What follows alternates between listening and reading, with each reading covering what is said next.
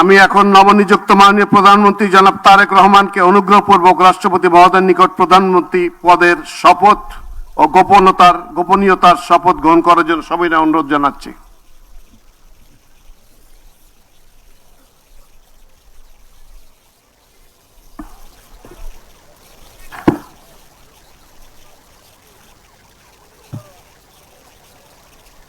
নবনিযুক্ত মাননীয় প্রধানমন্ত্রীর শপথ পাঠ পরিচালনা করার জন্য রাষ্ট্রপতি মহোদয়কে বিনীত অনুরোধ জানাচ্ছি।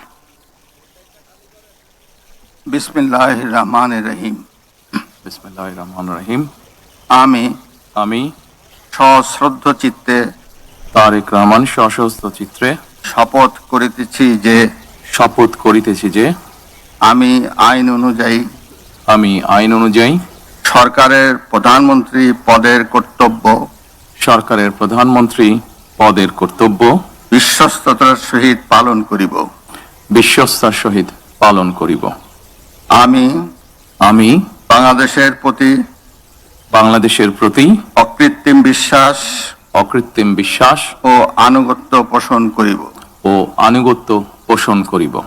আমি সংবিধানের রক্ষণ সমর্থন ও নিরাপত্তা বিধান করিব।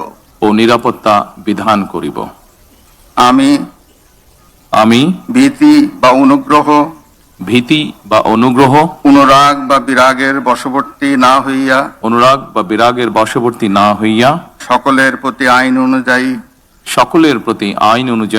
যথাবিহিত আচরণ করিব। এবার মাননীয় প্রধানমন্ত্রীর গোপনীয়তার শপথ পাঠ পরিচালনা করার জন্য রাষ্ট্রপতি মহোদয়কে বিনীত অনুরোধ জানাচ্ছি। আমি তারেক রহমান সশস্ত্র চিত্রে শপথ করিতেছি যে সরকারের প্রধানমন্ত্রী রূপে যে সকল বিষয় আমার বিবেচনার জন্য আনিত হইবে